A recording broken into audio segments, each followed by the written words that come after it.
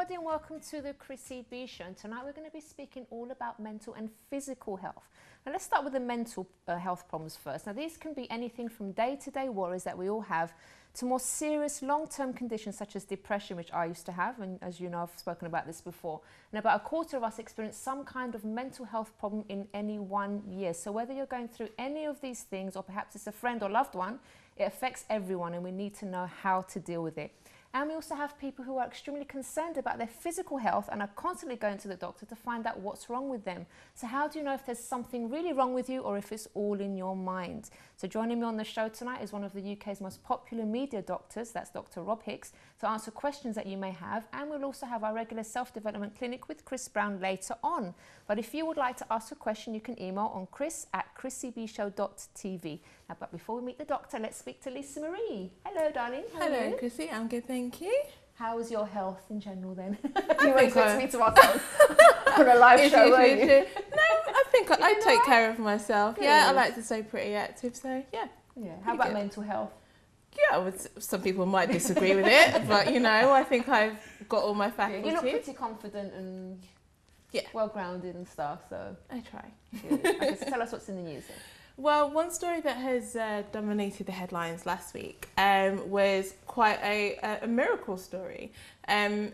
Amanda Berry, Gina De Jesus, and the third name escapes me, but they were all missing, presumed dead, for like over 10 years. But thanks to a neighbour who heard Amanda Berry knocking at a window and screaming to get out, they were actually rescued. Oh, I thought she actually ran out of the house. She managed No. Oh, what had happened was he had heard a woman screaming, and apparently the gap in between the doors only enough for her to get her hand out. So literally he had to kick the door in and break it open to let Amanda come out. Oh. And then she then was like, I'm Amanda Berry, she said to someone else and in the neighbourhood. Oh, and apparently like they were like who? No, you're kidding, you know. And then we heard the 911 call that she made where she was saying that I'm Amanda Berry, I've been missing for 10 years, but I'm finally free. And then they managed to go back into the house. Obviously the police came on the scene and found two other the ladies there now. And well, this has been all over the news, but I'm just wondering how these girls are going to get over this now, because imagine that for 10 years. Some of them were, two of them were less than that, weren't there? Was it one? Well, Amanda was 10 years, then I think it was like 8 and 7 years, respectively. But still, imagine trying to get over that now. And the thing that's good, I mean, at least we know for at least 2 of the 3 girls, their families didn't give up. So their families were still there and are still there to help them and surround them. And I'm sure that they'll be getting lots of support from the police and other authorities, because another thing that has kind of come out of it is why weren't they found earlier? When it appears that things were reported to the police. On one occasion, the police knocked the door but gave up because there was no one there. I mean, obviously, hindsight is a really good thing. If they'd have known that there was something else there, maybe they would have gone further. But, you know, questions are still being asked from a lot of the people within the neighbourhood as well who said that they reported things. I'm sure these girls are going to go for counselling, and hopefully they can't obviously ever forget what happened to them, but hopefully later on they are going to lead normal lives, but they are going to need a lot of help to get through that. And at the moment, I don't think he's not entered a plea, so that is all still to come. So okay, it's not going away. Stay tuned for that. No. And then relating to our topic today, we've got a few celebrities who, some of them quite recently have been in the news for actually being quite open about their own personal illnesses. Catherine Zeta-Jones is one, massive Hollywood star. People might think, you know, she's got it all. But in April 2011, she sought treatment for bipolar 2 disorder, checking herself into a hospital in Connecticut. And she proactively did the same thing last month for further treatment relating to her disorder. Now, bipolar 2 disorder, I know that in EastEnders, like last year, we saw that one of the characters had a version, not quite right. Let's ask the doctor. Hello, Dr Rob Hicks. Hi there. Welcome Hi. to the show.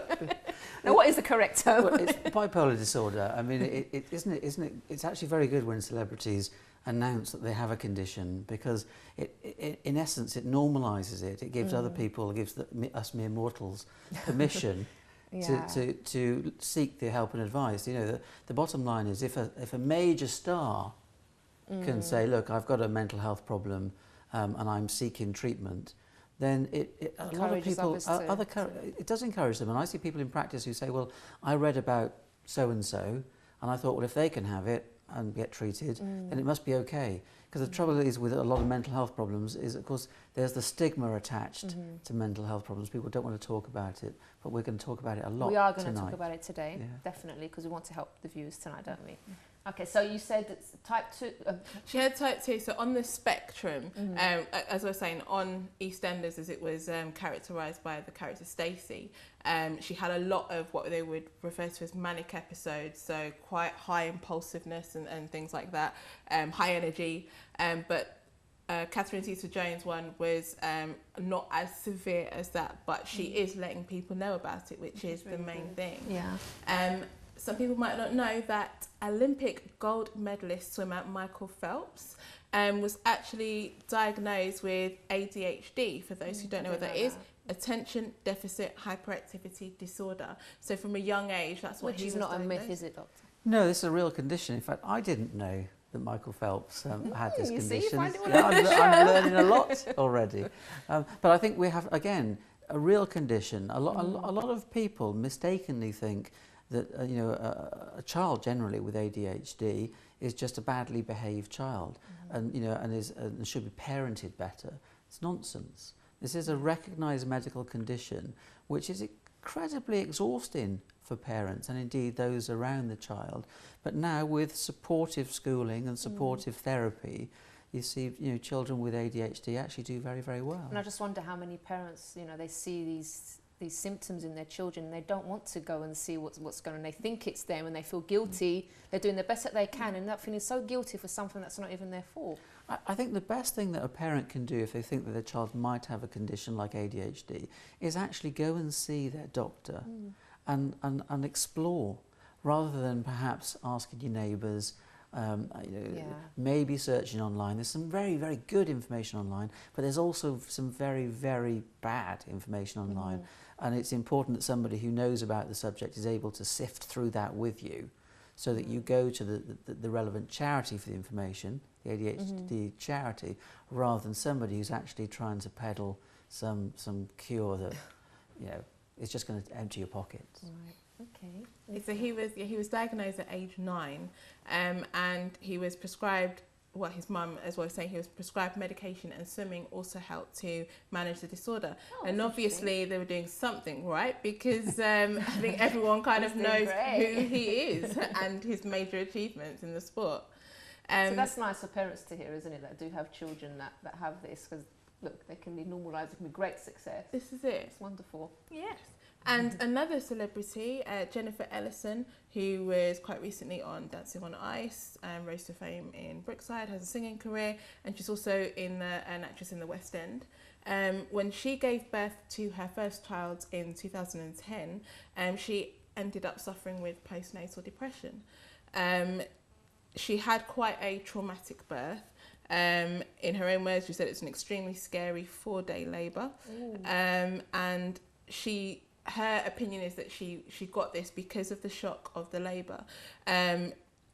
She said that everything was really negative in her mind, but thankfully her mum, who would also suffer from postnatal depression, recognised the signs in her. So she was able to point her towards the GP, speak to them and prescribe medication.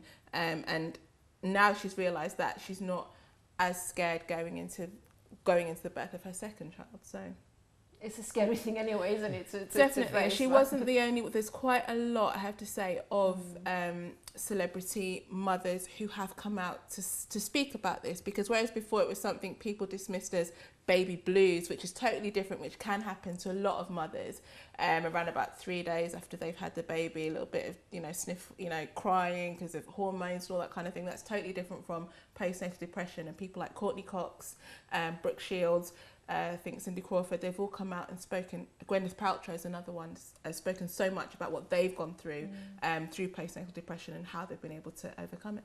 Do you think, Doctor, that women find it quite hard to come forward, and then they think maybe it's like a failure on their part if they don't feel like looking after their baby or something? How do you? I think we've been successful with postnatal depression in that nowadays women are far more confident in coming forward. They're recognising the signs, as we've just heard. You know, family are recognising the signs, friends are recognising the signs.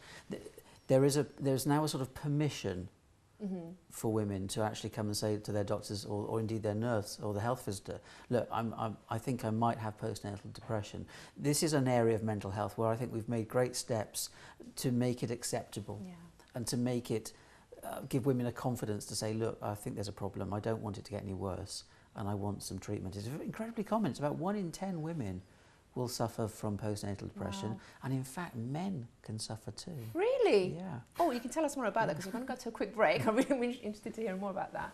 So if you do have a question, you can email us on chris@chrissybshow.tv. It can be to do with mental health or a physical problem as well, and Dr Hicks will be answering the questions after this break, so join us then.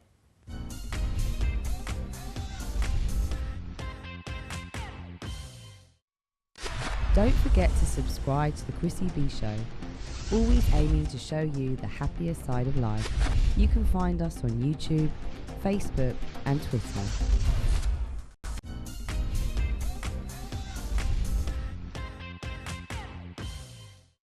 Welcome back, and tonight we're speaking about mental and physical health. And before the break, Dr Hicks was telling us something quite interesting, that men also suffer from postnatal depression. Yeah, many people don't know. I mean, thankfully, you know, the messaging around women suffering postnatal depression is clearly known now, and women come forward, you know, readily to get help, whether that be just to have a chat with a doctor or nurse about the problem, or it sometimes means, you know, counselling and sometimes antidepressants.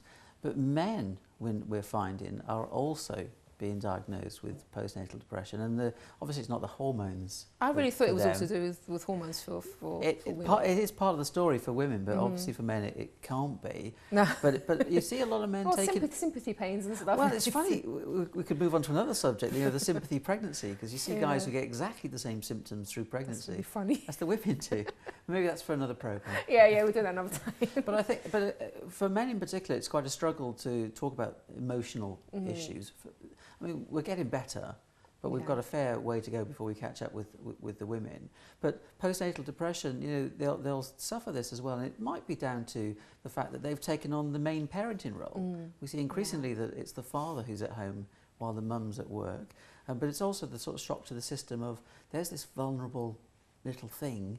How am I supposed to manage? You know, it's not just about nappies; it's about providing for the future. Scary. So the message is, come and ask if you're worried. Definitely. So let's talk a bit about mental health first of all. How does someone know whether they have a real issue with their mental health, or if it's just maybe just a little phase that they're going through?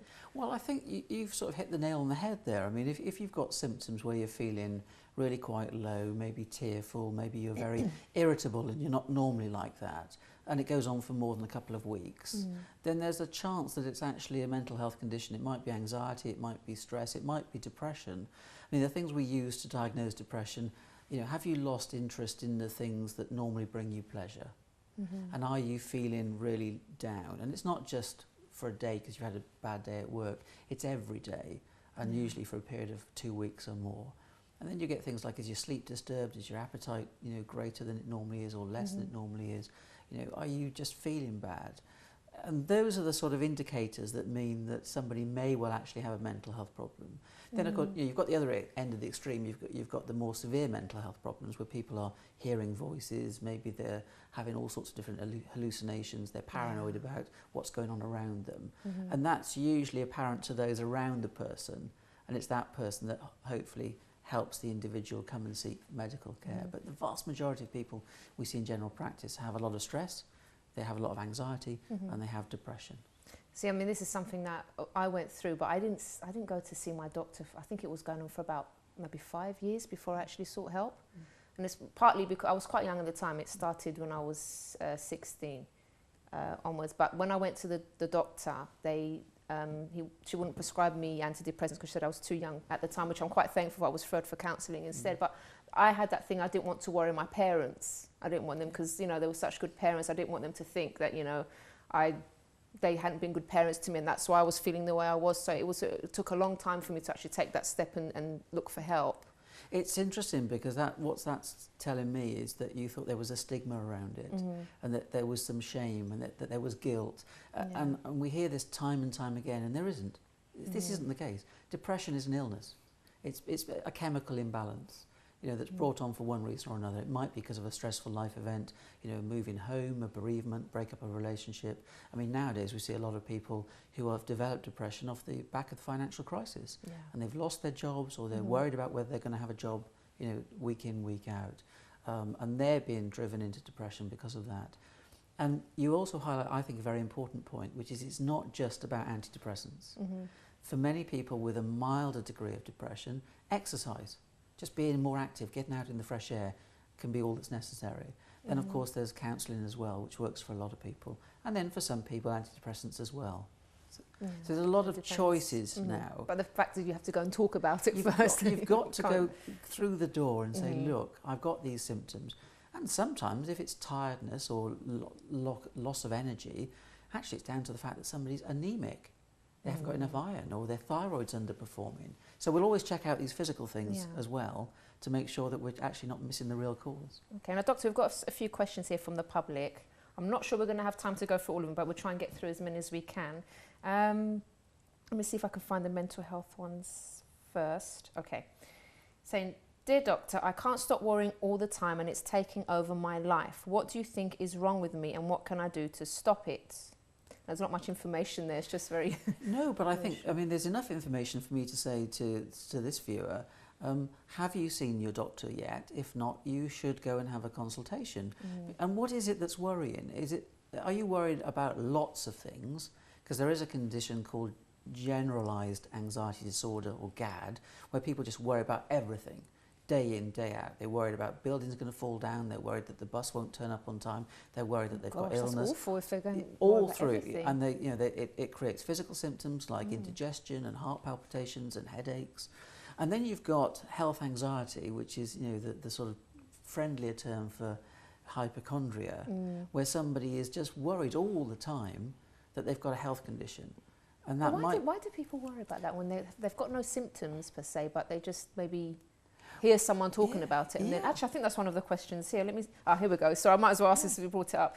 Doctor, every time I hear about an illness or I overhear a conversation with friends or people chatting in public places about health problems, I always get scared that I have the problem and start to look on the internet about it and then start to suffer the symptoms. Wow. Usually I go to the doctor and the problem was just in my head. I don't know what to do to stop all these self-assessments. It's like I can't stop myself. I go onto the internet and search illnesses and then I scare myself to death. And just actually put her name, Maria from Hackney Wick. I think there are a couple of things that Maria can think about. One is the reality that she should never feel bad about seeking advice if she's worried about something. But I think also her doctor might work with her to give her the reassurance that a lot of the things that she's worried about, they've been checked for and they don't exist. I think for her it might be, don't go on the internet so much because it's like with any stress you try and avoid the cause. But one of the problems, going back to the earlier question, is that we are bombarded with health. You only need to see an advert on television for, let's say, bowel cancer, and people will start thinking, well, is that bit of diarrhea I had, could it be bowel cancer? Now, for some it will be, but for the vast majority it won't be. So go and ask, go and say, and actually look at the list. I mean, I've seen patients who think they've got conditions when it's not possible in a person of that sex. Not often, but you've got to look at the information and say, well, this is a condition that only affects X, and actually you're Y, so you're okay. Oh gosh, okay, let's just go to another one. Let's see. Okay, this one's a physical, well, it could be both actually. Dear Dr. Hicks, I keep getting headaches. It's always when I come into work. Some people have said it's stress. Can stress actually give you physical headaches? And that's Derek from Oxford. I think the reality is, and I know the reality is that stress causes a lot of physical symptoms. And the way I explain it to people is that when you're under stress, if you're ignoring that, the brain triggers a physical symptom to get your attention. Now the symptom is real, so it might be butterflies, it might be heart palpitations, it might be sweating. It's a real physical symptom. It's not in your head, it's a real symptom. But the symptom is coming not from the part of the body, it's coming from up here. And yes, tension headaches, incredibly common. The problem is probably for Derek that there's something going on at work. It could be as simple as actually his journey to work is so traumatic because the bus is late, or there's never any seat on the train, or whatever. That could be causing the stress, but I think it's probably something that's going on at work. So I would say to Derek, have a think about what is it, a work colleague? Is it the fact that you've got too much work on? And if that's the case, have a word with your manager, maybe with the HR department, but certainly have a chat with your doctor just to make sure there's not a physical cause. While we're on the subject of headaches, I was looking after some children the other day, and I don't know what it is, but when I'm with lots of children and I don't know if it's the piercing screams, I actually get migraines. It's not really terrible headaches. Yeah. And I do have to take tablets for it because, I don't know, it just seems to be around children. And let's not forget that actually looking after kids is a huge responsibility. Particularly if there's more than one. Yes, they were. And they're all after your attention, and one wants to do this, and then the other one wants to do that, and the other one's emptying the cupboard, and you're not sure where the food's going to end up, etc. And I think, one of the ways that you could address that is just prepare yourself for what's going to happen. And either avoid it by getting somebody else to look after the children, or if you can't, just think about the ways that you could relax. It might be deep breathing. I mean, I'm a great advocate of trying to take 5 minutes out every hour just to relax and unwind. Oh, that's nice. Because so that you just get, because actually people are far more productive throughout the day by doing that. But also you manage to nip these sort of symptoms in the bud. The other thing, of course, is what we do as parents is we often forget to eat when we look after children. And hunger is a really common trigger of migraines. So it may not be the children, it might be because you're hungry. Yeah, it could be. All right then. So we're going to have some more questions after the break, but if you want to get yours, then you can email Chris at chrissybshow.tv.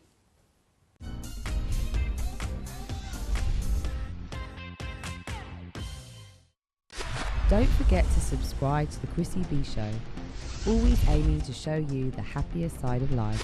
You can find us on YouTube, Facebook and Twitter.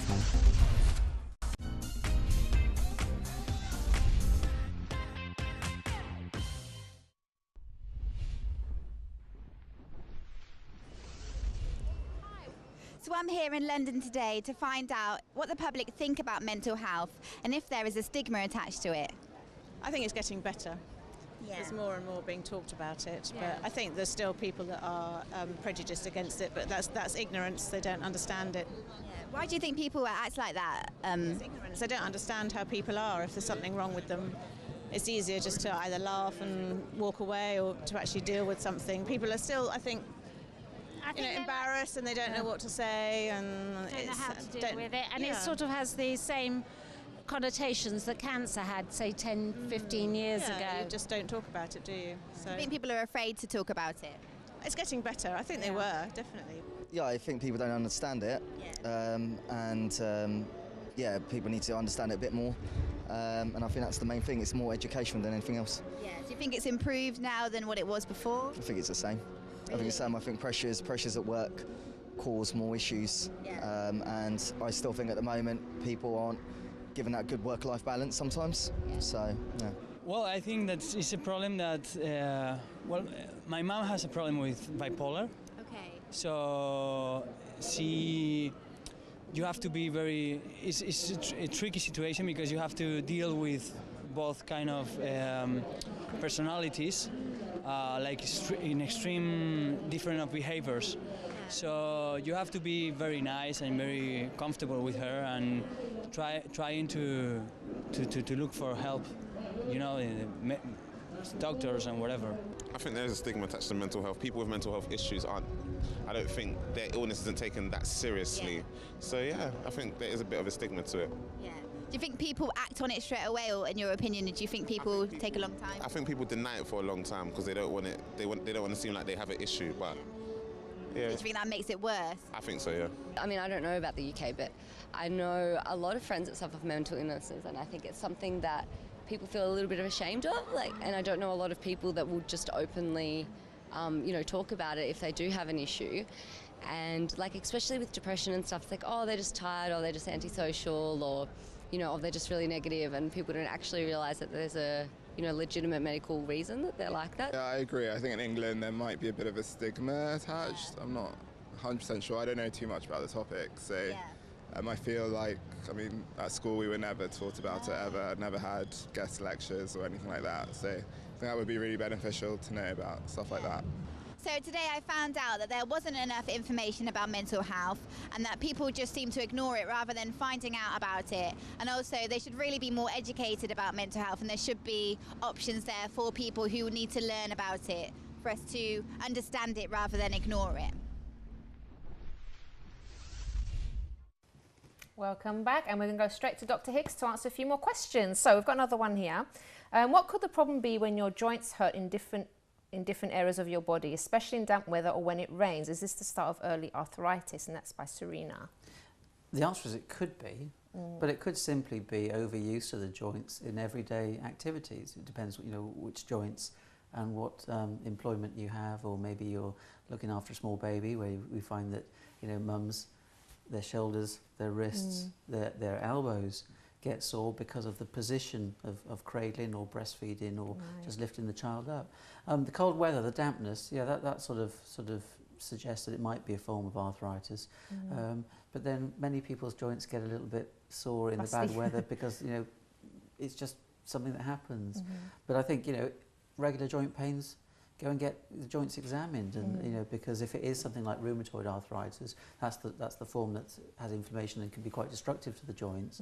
The sooner it's treated, the sooner you can bring the disease under control and reduce the risk of damage. So yeah, get it checked out. Okay, great. And this one, anonymous. I'm not overweight, but I feel tired and out of breath. I like walking, but climbing stairs, hills, etc. leaves me breathing really heavily. I get about 7 hours of sleep, but I tend to still feel tired throughout the whole day. What could that be? Well, the simple answer for that is that person needs a checkup, because there are a number of reasons. It could be a breathing problem, something like asthma, or what's called chronic obstructive pulmonary disease, which is basically emphysema, is what we used to call it. It may be a heart-related problem. It may be simply that they're just not fit. Yeah, they can be the normal weight, but get puffed going up the stairs because they're not exercising enough. Or it might be that they're anemic. They've got iron deficiency, either because you know, if it's a young woman who's having heavy periods, she could be anemic. If it's somebody who's on a restrictive diet, they may not be getting the iron in the first place. So, and that can cause tiredness and shortness of breath when the blood levels are too low. So, and this is the sort of person who, you know, I would be pulling into the surgery and say, come and tell me the rest of your symptoms and let's get you checked out. Okay. All right. So please go to your doctor. Lisa Marie, you've got a couple for us as well, haven't you? Yes, I do. And you mentioned period pains just there, or periods, I should say. So someone's asking, my period pains are so bad each month. My mood swings, my spots. What can I do? I don't want to take the pill, which I know can help. Is there something else I can try? And that's from Sandra from Barnet. Yeah, there's lots of other things that can be tried. Anti-inflammatory painkillers that are available over the counter, things like ibuprofen, for example, taken, you know, a few days leading up to the periods, so that, you know, the medicines are already there working before the period kicks off. You know, a hot water bottle wrapped in a towel on the tummy, massage. Something I covered in one of my books is actually using warmed up cabbage leaves, much as we recommend for women who have got tender breasts from breastfeeding. You can use these as well on the abdomen. Not the most convenient, you know, and let people... Any particular kind of cabbage or no, just the cheapest you can find. But I think, you know, that on the serious note, sometimes it's conditions like infection of the fallopian tubes, for example, that can be responsible for worsened pains around a period time. So if that might be a problem, then, you know, again, get checked out, because that will need to be treated. But and exercise is another great way of relieving period pains, simply because it distracts a woman, but also it releases the feel-good endorphins. See, I knew it. I tell my friends that they should exercise when they have their period, but they say, no, I can't, it's too painful. But people don't feel like it, do they? But exercise is marvellous, not just for, you know, that keeps our weight under control and keeps our heart strong, but from pain point of view, and certainly from mental health point of view, Very it's a good. fabulous treatment. Yeah. There you go. Exercise more. Listen, we've got another one. I do. This person says, please help. Every time I eat food, my belly just bloats out. No matter how healthy the food is that I eat, or even if the portion is small, it makes me look 4 months pregnant. Why is this? Is there anything I can do to help? Yes, it's a common problem, isn't it? It is a very, very common problem. And the important thing is if the bloating is something that comes and goes, then we're less worried about it. If it's bloating that is there persistently for more than 3 weeks, in a woman, then they need a checkup, because persistent bloating is one of the possible symptoms of ovarian cancer. So that needs to be alert to. But it sounds like our viewer is actually getting bloating, it goes away, bloating, it goes away. Yeah. What are the causes of that? Air swallowing during meals, so talking whilst you're eating. Really? Yeah. Fizzy drinks. Oh, God. What about just drinking water? Because water's okay unless you're drinking gallons of it, and then of course you will fill up. Okay. The other thing is the healthy foods, the fibrous foods, are notorious for producing gas. Obviously, aren't they? Bran, cabbage, Brussels sprouts. So that will create a lot of wind as well. And constipation is actually a very, very common cause of bloating, particularly after a meal. And we need to be reminded that constipation isn't just not going at all. Medically, constipation is going less often, producing less, and having to strain more than we would normally do. So what happens? You've got a build-up, the food goes in, immediately it starts to fill up, and you feel full very quickly. So there's a couple of things there. How do you overcome it? Okay, don't talk when you're eating. Reduce the amount of fizzy drinks that you have. Yeah. You might actually want to think about reducing your fibrous foods. Your beans and your lentils and BOs are great sort of gas-producing liquid. Be more active, reduce stress, and actually one of the commonest reasons why people get constipated in this day and age, but you can't guess what it is. Not responding to Mother Nature when she calls. Really? Sitting there and saying, I'm just going to finish this email, or I'm just going to finish doing this. And then, of course, Mother Nature goes away and she doesn't come back till tomorrow. Oh, Yeah. see, I can't do that. I can't concentrate. So but I know some people that really do hold it for ages, and because people are it's got to be embarrassed bad about for you. bodily functions, and we all do them. It's just that perhaps you don't want to get up in the middle of a meeting and say, I'm going. Yeah. But you've got to go and do that. Otherwise, what happens is you get bunged up and. Or you have an accident. Well, hopefully not. But those are the sorts of things that are very simple lifestyle things. Peppermint actually is a very, very good way of clearing gas, and that will help relieve bloating as well. That's good. Peppermint tea. I don't know if we've got time for one more. I think we may have run out of time. How long have we got? 2 minutes. Oh, I don't think we've got time for one more. But just as a final message, because we were talking earlier in the green room, and you were saying how some people sort of put themselves through so much.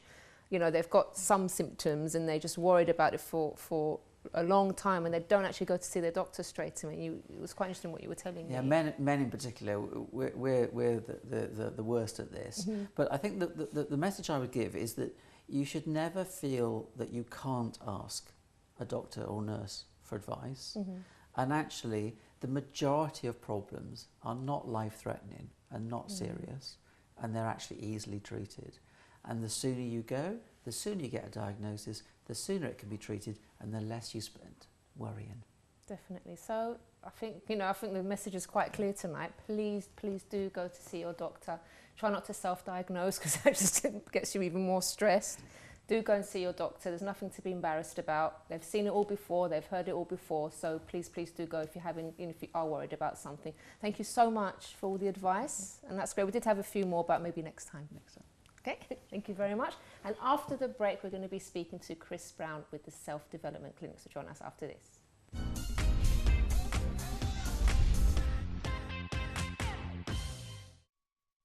Don't forget to subscribe to the Chrissy B Show, always aiming to show you the happier side of life. You can find us on YouTube, Facebook and Twitter.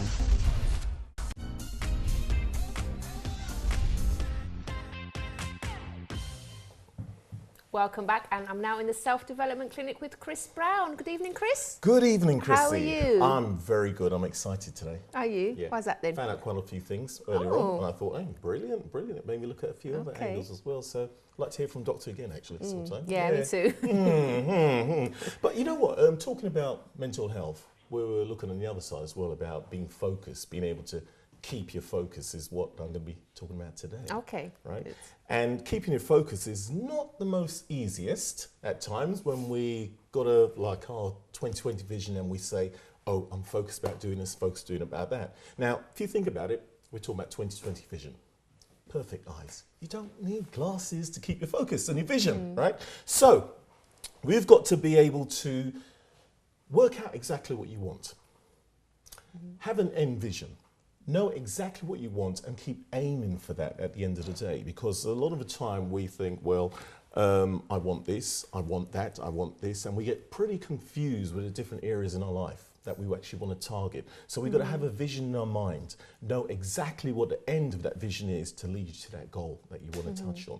So in saying that, I'd actually put a little slide there with just having a look at it. No, it's still you drinking water. Okay. I didn't realise that. That was a quick one. Where's the slide? Never mind. Anyway, so I was saying have an end vision in mind. And we're having a little laugh earlier on, Chusa, earlier on. We're talking about this little riddle. And I put it to a few of your guests a while ago and said, right, you got 5 frogs. 5 frogs. 5 frogs, think about this. 5 frogs on a log. 4 decide to jump off. And we're asking how many left? Right? What do you think on that, right? I mean, we threw that up. The obvious answer is one, but since it's a riddle, well, we have to think a bit more. I'm going to blow something here. Okay. Somebody in here got it already. Really? Was that Dr. Hicks by any chance? Well, actually, it wasn't. No? It was the next. No? No? Who was it? Who was it? Oh, okay, our camera lady. Oh, right, because while we were saying that, well done. Well done. 5 frogs on a log. I said 4 decide to jump off. How many left? Obviously thinking 1. But think about this, 4 decide. And a lot of people, so you think about it, it's only 5 left still at the end of the day. Because a lot of people actually do follow it through. That's it. Right. We make decisions, but it's the actual doing that you're actually going to get results. We think of going back to the whole area of goals. What our goal is, and we talk about it and say, I want to do this, I want to do that, I'm going to be this, I'm going to do that. One day I'm going to do that exercise diet, or one day, and we don't actually get round to it. We just decide, but we don't actually do. So a good thing is to get into more of the doing instead of just thinking and talking about it, because we've got to actually see the results from that. So, do you think people are a bit afraid sometimes to take that step? Because it's quite easy to make plans in your head, and you can even write them down and say, I'm so determined to achieve this goal. But sometimes the actual just starting something is quite difficult. Once you get going, it's fine. You find that it's not that bad, and you can manage it and you can do it. But it's just that initial fear of getting over that first hurdle. You just said it. It's that initial fear of the first hurdle. Once you've actually broken through that, it depends how bad your need is, the want and desire. How bad you actually need it, or is it just a desire that's something I want? Once you said it, broken that first one, and you get into the habit of keep practicing it, you are going to get there sooner or later. So yes, that initial fear in the beginning is what we've got to break through to actually get there. Yeah? And I think it builds your confidence as well, because when you keep making plans and you don't actually follow anything through, you start to feel pretty badly about yourself. But when you do start to, even if it's just small goals, you start to achieve those, that builds your confidence and you want to do more. It does. And the whole, it's funny because the reverse psychology, as you said, if you don't do it, you start feeling, oh, I'm not good at anything. Or it's that sort of New Year's resolution, isn't it, in January? Say, oh, I'm going to do this about the end of January. You forgot what it was and you haven't achieved it. Next year, the same thing happens again. Worst thing is beating yourself up mentally about it instead. Yeah. You know, maybe you've got to reevaluate your goals and your vision. Which can affect your mental health. Exactly, exactly. Beating yourself up about it repetitiously, cycle going round and round, backwards instead of going forward. So we need to actually really break down your goals. What are they for? Why are you doing them? What's the reason behind them? You know, is it because, as I mentioned before, somebody else you've seen doing it and think, well, I could do that because they do it. But your makeup is different to theirs, and your purpose and reason is different to that individual. So you've got to value yourself and start going for the goals that will be good for you in that sense, right? Okay? Yeah. All right, so Another one I was talking about was rule of intention, right? Rule of intention. Now, back to the same thing, and kind of a parallel really, is we're talking about rule of intention, and the intention to actually do something is good, but carrying it through in the same way. Now, I was actually looking this up earlier on. You think about an accident, it's an unfortunate situation that happens, right? Intention is something you aim and you plan to actually do.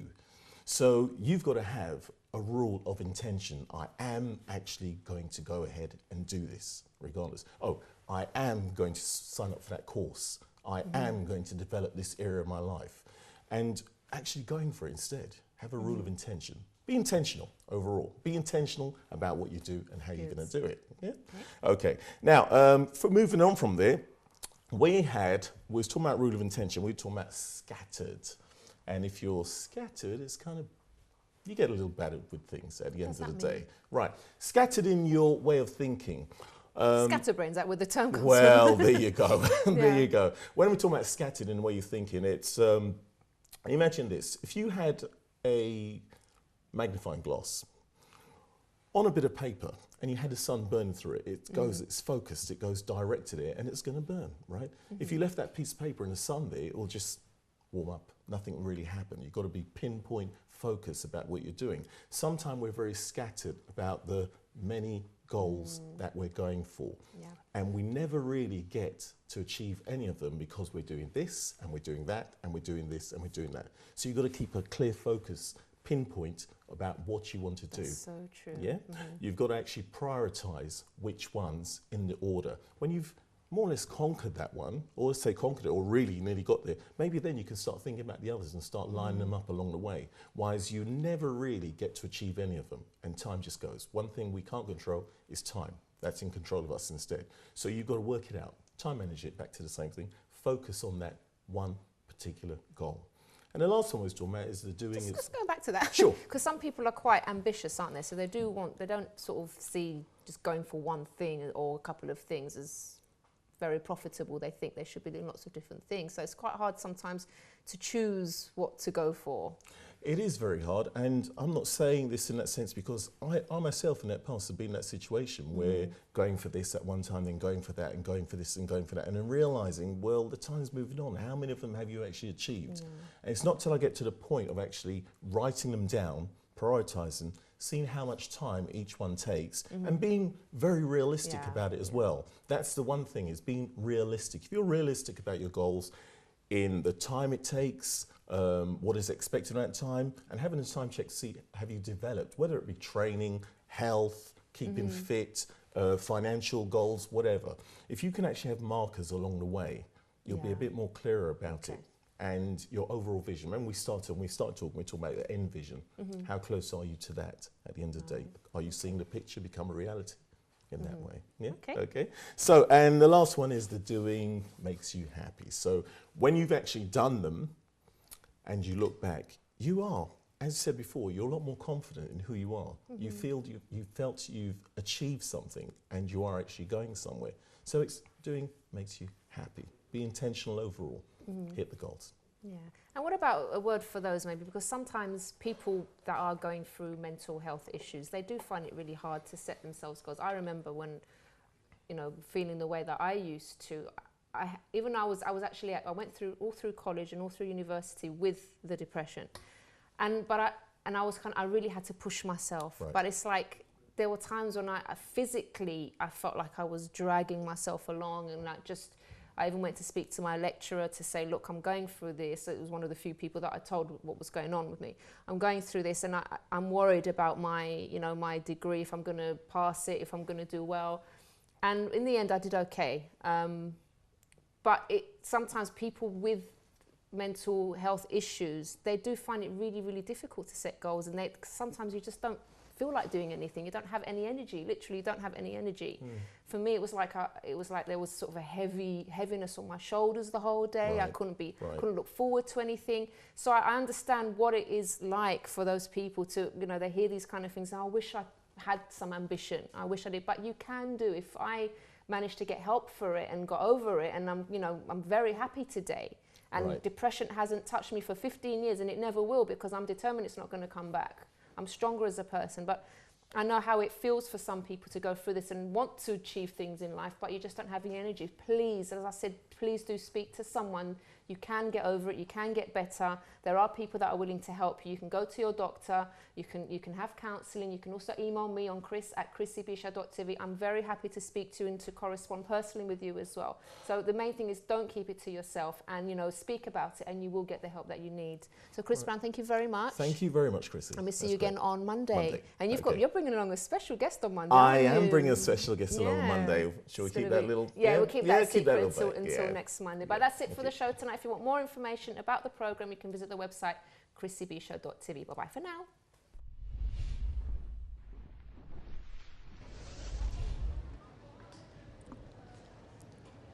Yeah. So we're here in the sunny Covent. I'll start that again. I want to say it's like sunny, really nice.